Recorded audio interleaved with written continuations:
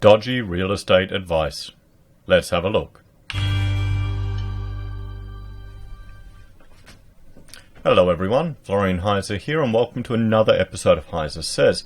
I'm here with my brand new Stein directly from Germany of coffee, mind you, and I thought we would have a look at this article from the ABC about property investors losing hundreds of thousands through unregulated, or as I would say, dodgy real estate advice. We've all heard the old saying, property always goes up. You can never lose property. Rent money is dead money. There's always a good time to buy. Always. We've all heard that. Let me know in the comments the best real estate advice you've got from someone. So, let's have a look. I mean, here we go. Beautiful image. Beautiful image of high quality apartments. The expression safe as houses is now meaningless to property investors Matt and Peter. The two men both invested in newly built apartments via the same Sydney-based property research and investment firm. Well, apartments aren't houses. Well, yeah, okay. Yes. That's the thing. The risks in off-the-plan purchasing, just in any purchasing, it's probably not made clear to a lot of people. What do you reckon? Do you think it was? The experience is an ongoing financial nightmare for Matt, whose dreams of buying a home to live in have been put on hold because the debt of his investment is worth more than the properties. Recently, my wife and I were interested in possibly purchasing our first home in Sydney, so thinking about selling both investment properties, he tells RNs the money. I rang my real estate agent in Townsville, and she told me that it probably wasn't the best time to sell because the exact same property that I recently sold had recently sold for 150 grand. What?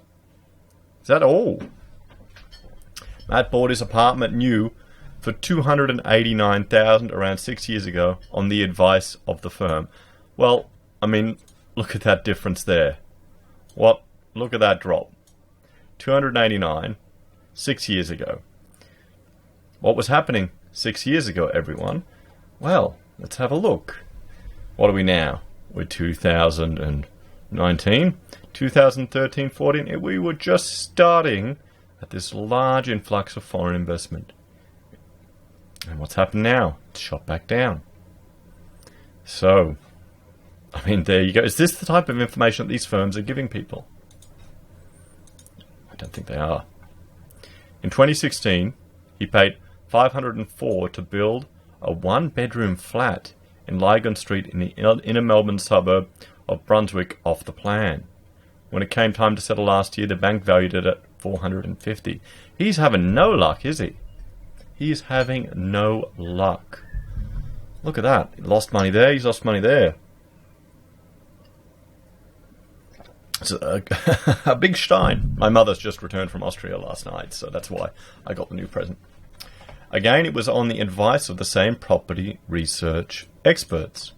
For Peter, one investment through the company was more than enough. He paid close to $500,000 for a flat he now estimates to be worth around $400,000, based on the rents he's receiving, which keep falling.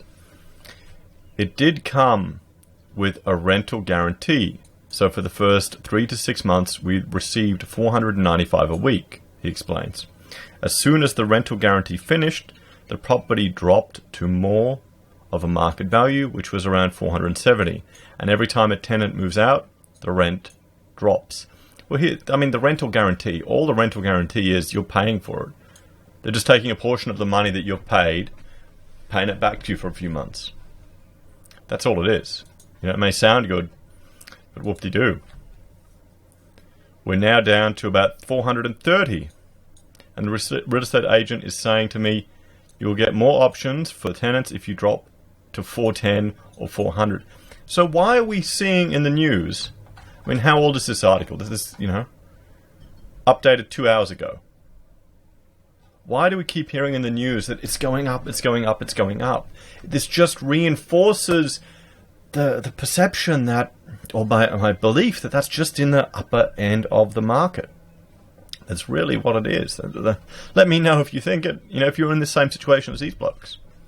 Planners, accountants, or brokers make big bucks. Yeah, that's it. That's the game to be in. Even though residential real estate has generally been a strong investment for people over the past few decades as Australia went through its biggest ever property boom, plenty of people have lost money, especially buying off the plan or new developments. But what is truly disturbing about the cases of Matt and Peter, and thousands of others like them, is not that they bought new properties and lost money, nor even necessarily the investment seminars that convinced them to do so. That's interesting. Rather, it's how they came to be at those seminars. When Matt told his then accountant about a $30,000 inheritance he'd just received, the financial professional sensed an opportunity.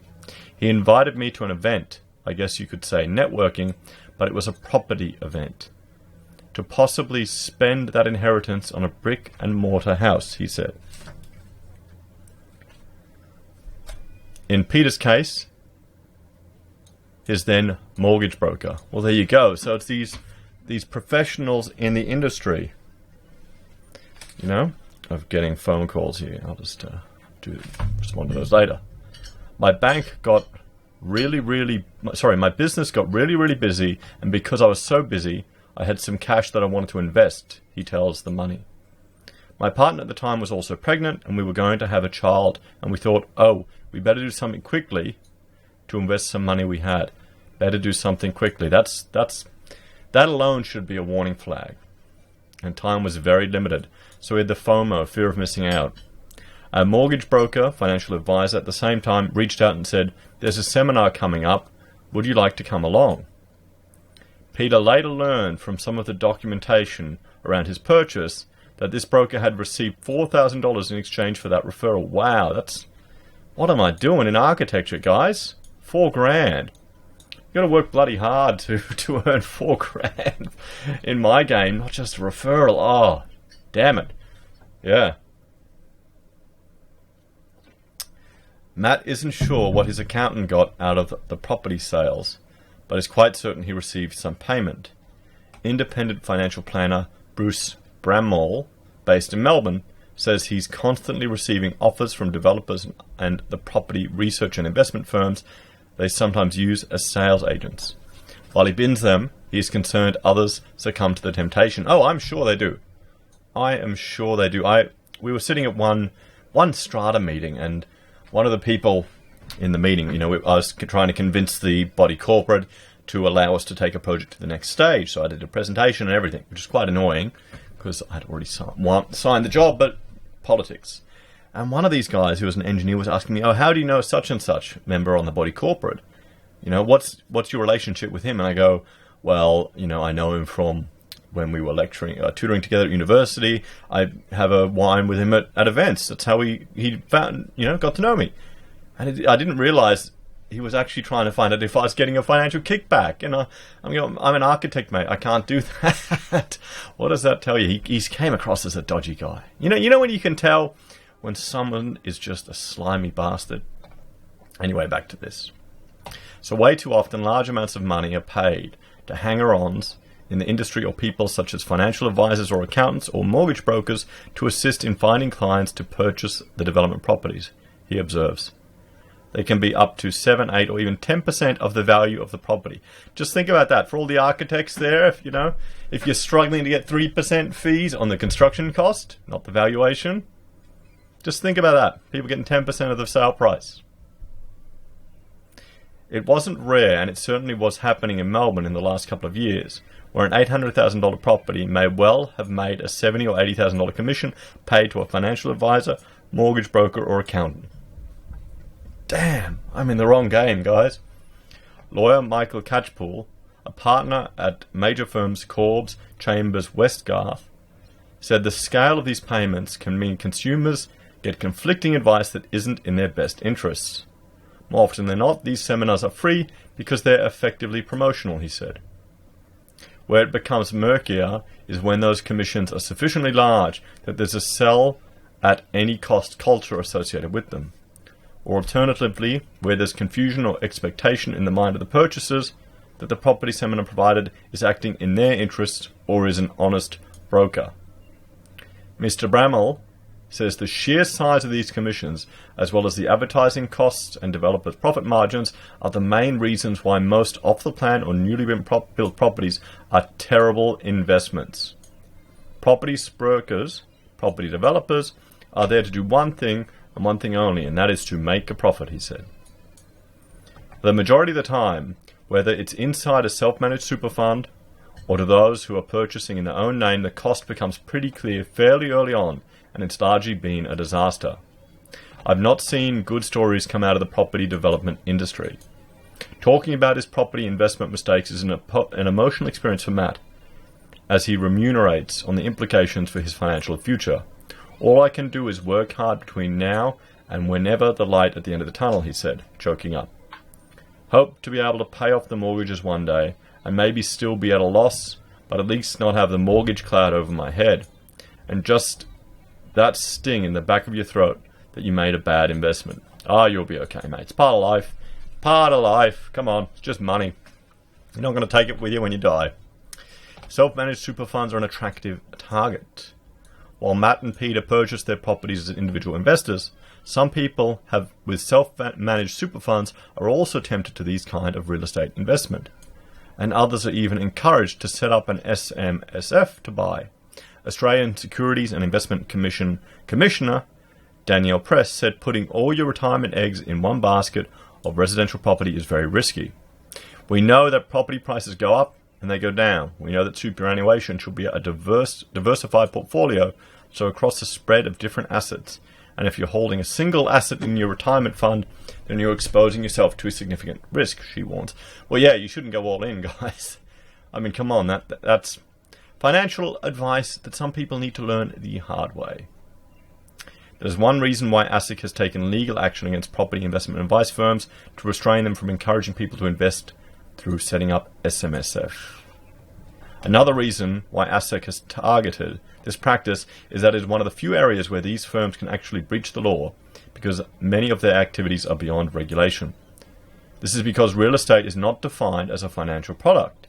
In the Corporations Act that ASIC enforces, or they're meant to, meaning that virtually anyone can provide advice about it without requiring an Australian financial services license. Well, there you go.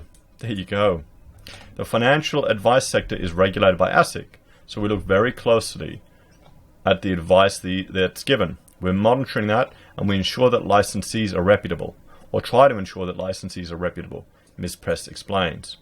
Property advice is carved out of that legislation, so they're not covered in the same way, which means that the quality of advice and the best interest duty may not exist to the same degree. See, this is the thing, we can all go, big government, ASIC, take care of us, but I've tried to report fraudulent providers, Cloud Token, which is now, I think a lot of the people are unable to withdraw their money all of a sudden. And they threatened, they tried to take me down. And I'm still waiting for that Supreme Court invitation. I'll do a video on that. I actually want to report the lawyer who wrote that letter to the Victorian Legal Board, because their letter was full of watch out for scams, and then they were defending a scammer. So I'll once it falls apart a bit more, I'll do some things. I need to get time to write a letter. But see, I've reported to ASIC and they did nothing. And then ACCC and all these other bodies, they're just so slow moving. I think it needs to come back to education at school. Education at school. So private civil litigation is also not a realistic option, according to Mr. Catchpool, who says there's effectively an immunity for the promoters of these schemes. The litigation process for private individuals is prohibitively expensive. It's time-consuming. It faces a number of barriers because it's not necessarily a clear-cut case that someone who's promoting a particular property has contravened the law in a way which is compensable. Well, yeah, if you make an investment, you lose money, you got to cop it, guys. Often these claims are borderline uneconomic because they're not of sufficient amounts to justify the legal costs, and often the people who have these claims are not necessarily in a position to pursue those costs because they don't have access to funds. Even if an investor wins against such a firm, there is every chance it has minimal assets to pay any compensation, and the individuals behind it will simply set up a new company to keep operating. Ms. Press says that means consumers need to ask some questions if they are referred to property research or advice firms and these seminars before they part with any money or commit to an investment. Well, I would say from the professional bodies of the accountants, the lawyers, the brokers, all of these professional bodies need to ensure that if you are receiving commission for an invitation, that it is publicly disclosed. I'd be ensuring that the advisor is not linked somehow to the property or property developer that they're asking you to invest in, she suggests. Mr. Brannaman has simple advice. I'd recommend people run 1,000,000 miles. So there you are, guys. There you are. So the ATO figures show that almost 600,000 Australians have self-managed super funds. Between them, the funds have assets of 748 billion, more than either industry funds or retail funds. ASIC says it takes around 100 hours a year of work just to meet the basic legal compliance requirements for a self-managed super fund. The Productivity Commission found that 500,000 is a reasonable minimum balance to consider setting up an SMSF due to costs involved. But be wary. So, have you gone to any of these seminars? Did you realize how much money people are getting back as a kickback? What do you reckon, guys? Let me know your opinions in the comments. Please like, share, and subscribe. If you're enjoying this content, want to help me produce more, I have a Patreon and Subscribe Star where you can give a small monthly donation. I really appreciate it. I also have referral links to Amazon and eBay. It doesn't cost you anything, and I receive a referral commission. See? I'm letting you know, guys. I am letting you know publicly. So, take care, everyone, and I will see you later. Bye for now.